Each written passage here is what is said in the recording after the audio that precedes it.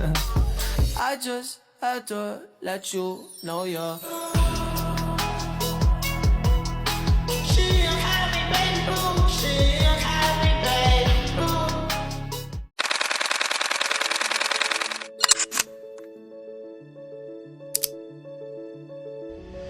Sosial pemirsa, penyakit campak kembali menjadi sorotan lantaran kembali muncul dalam bentuk kejadian luar biasa di beberapa wilayah. Data juga menunjukkan 4 kematian dengan 21 kejadian luar biasa. Dengan 13 KLB atau kejadian luar biasa terkonfirmasi di 11 provinsi. Assalamualaikum warahmatullahi wabarakatuh. Perkenalkan, nama saya Nindya Rifaldira, biasa dipanggil Nindi. Saya adalah mahasiswa Universitas Andalas jurusan Ilmu Kesehatan Masyarakat dengan angkatan 2025 dengan NIM 2511212023. Di sini saya akan mencoba menjelaskan mengenai penyakit campak, terutama dalam aspek teknologi. Penyakit campak adalah penyakit menular yang disebabkan oleh virus, biasanya menyerang anak-anak yang ditandai dengan gejala batuk, bersin, demam tinggi, dan ruam merah di seluruh tubuh. Penyakit campak adalah penyakit yang mudah menular melalui udara seperti saat penderita bersin, batuk, dan saat berbicara. Penyakit campak mudah menular terutama di wilayah dengan padat penduduk seperti rumah, sekolah, dan lain sebagainya. Dalam kasus penyakit campak, teknologi sangat berperan penting.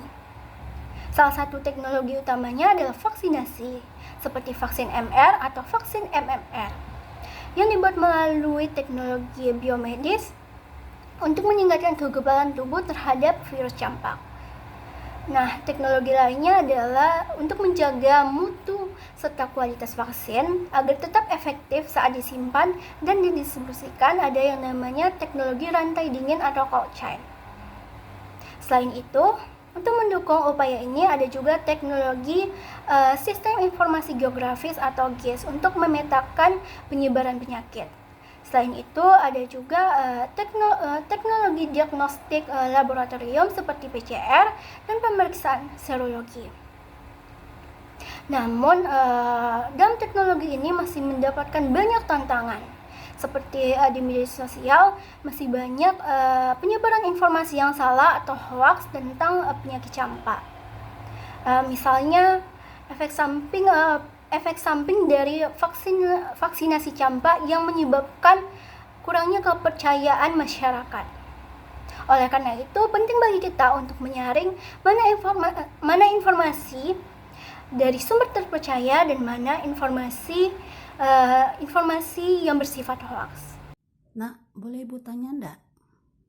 Di zaman teknologi yang canggih ini, kenapa masih ada juga orang yang kena campak? Walaupun teknologi itu sudah berkembang dengan sangat pesat, penyakit campak tetap bisa terjadi karena beberapa hal yang saling berkaitan dan berkesinambungan.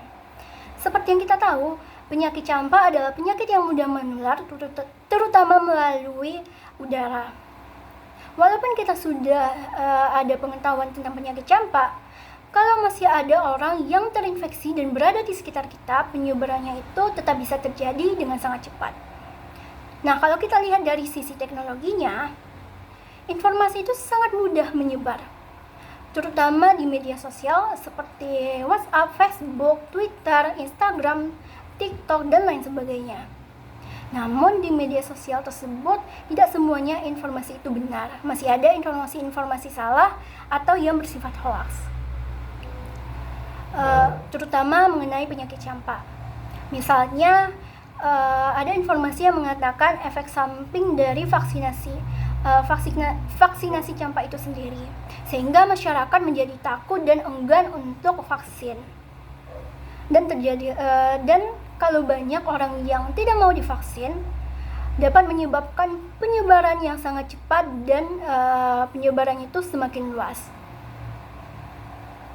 Nah, kita sebagai masyarakat yang bijak harus bisa membedakan mana informasi yang bersifat hoax dan mana informasi yang dari sumber-sumber terpercaya yang bisa kita jadikan pedoman. Terus, dari banyaknya informasi yang ada di internet tentang campak, dari mana kita tahu bahwa informasi itu benar atau hoax? Nah, ada beberapa cara sederhana, Bu, untuk mengetahui apakah informasi itu berasal dari sumber yang terpercaya atau berasal dari sumber-sumber yang tidak jelas. Yang pertama adalah kita bisa melihat atau mengecek sumbernya, apakah itu dari sumber-sumber resmi atau dari sumber-sumber yang tidak jelas. Lebih baik kita mempercayai dari sumber-sumber lembaga resmi seperti Kementerian Kesehatan, Puskesmas, rumah sakit, atau edukasi dari tenaga medis. Biasanya itu berbasis data ilmiah. Yang kedua, biasanya berita hoax itu judulnya itu provokatif atau sensasional. Dan biasanya itu informasinya itu berlebih-lebihan, sehingga menimbulkan ketakutan berlebih.